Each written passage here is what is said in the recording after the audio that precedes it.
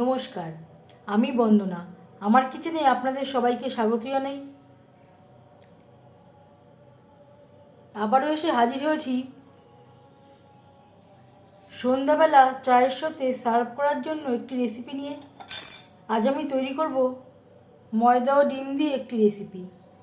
এর জন্য আমি এখানে 2টো ডিম ফাটিয়ে নিয়েছি। এতে দিয়ে দেব পেঁয়াজ কুচি,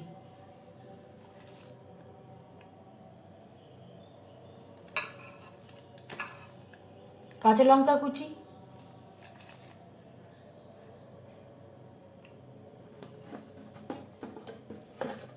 সামান্য পরিমাণে হলুদের গুঁড়ো। ইচ্ছে করলে হলুদ নাও দিতে পারেন। হলুদের ব্যবহার করা বা না করার জন্য স্বাদের মধ্যে কোনো পার্থক্য হবে না। খুবই সামান্য পরিমাণে লবণ। ডিম বেশ ভালো করে ফেটিয়ে নেব।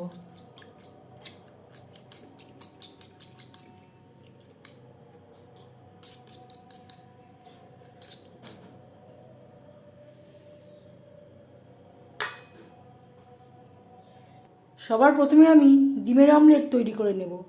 দিয়ে দিয়েছি কড়াইতে খুবই সামান্য পরিমাণে রিফাইন্ড অয়েল।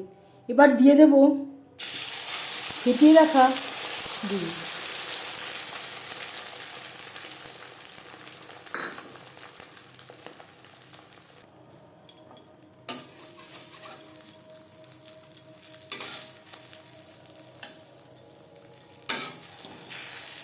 এভাবে একটু ফোল্ড করে নেব।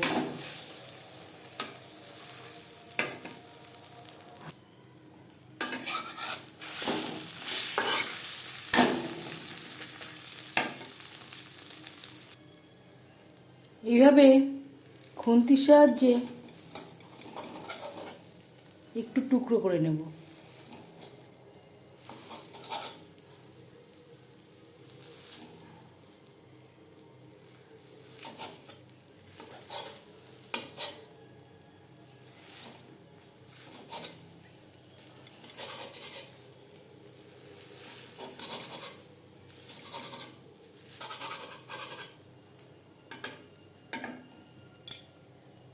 ঠান্ডা করে নেব।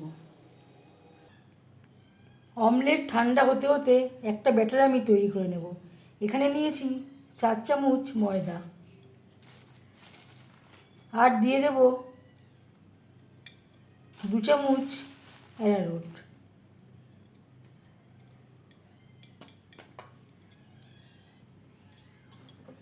আর লাগছে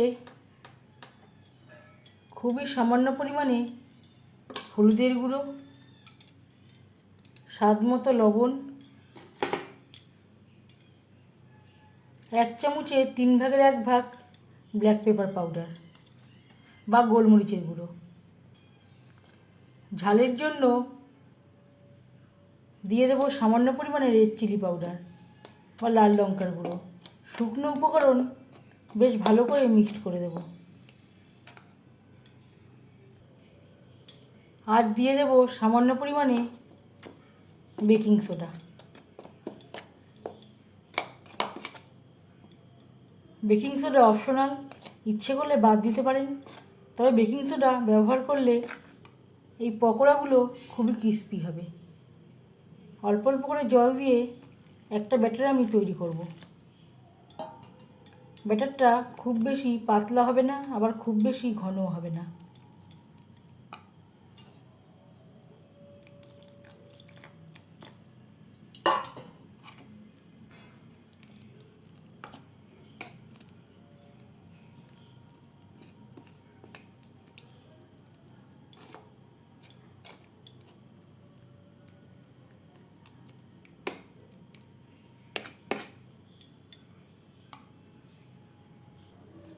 ব্যাটার আমি তৈরি করে নিয়েছি।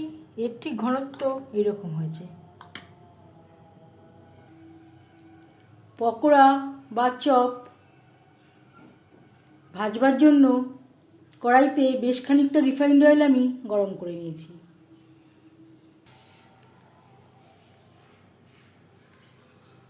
এবার আমি এই ডিমের অমলেটের টুকরোগুলো ব্যাটারে ডুবিয়ে নেব।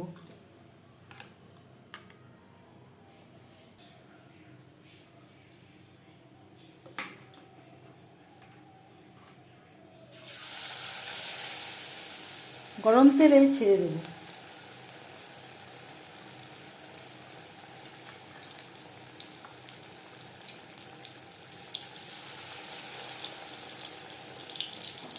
একসাথে বেশি ভাজবো না, যতটা আমার কড়াইতে জায়গা আমি ততটাই দেব।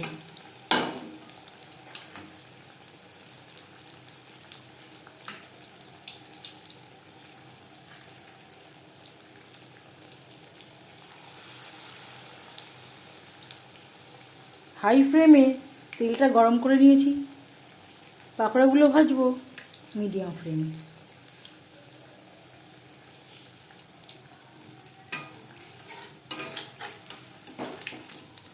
একটা সাইড ভাজা হয়ে গেলে অপর সাইডটা উল্টে দেব।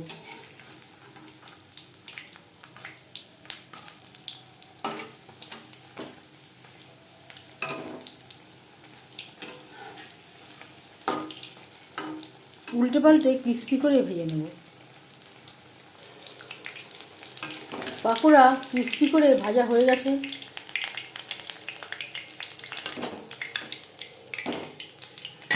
তেল ঝরিয়ে উঠিয়ে নেব।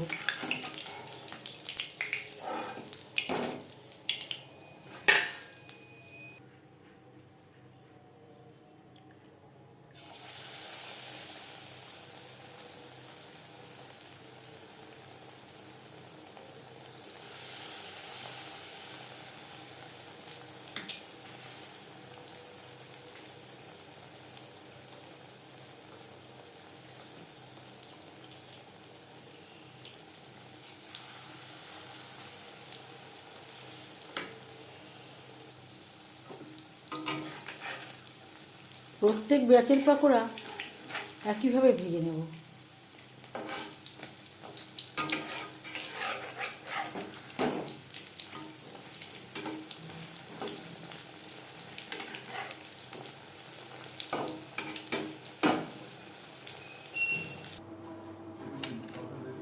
এবার যাচ্ছি সার্ভ করার প্রসেসে।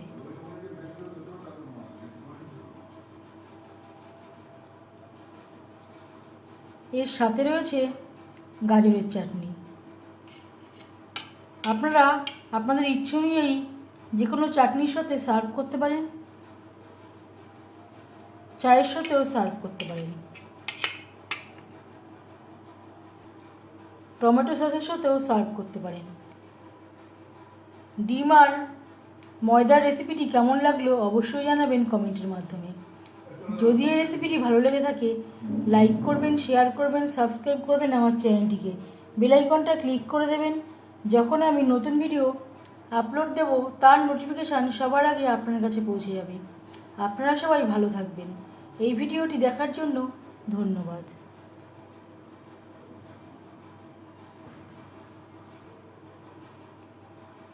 এই রেসিপিটি একবার ট্রাই করতে পারেন, আশা করছি অবশ্যই আপনাদের ভালো লাগবে।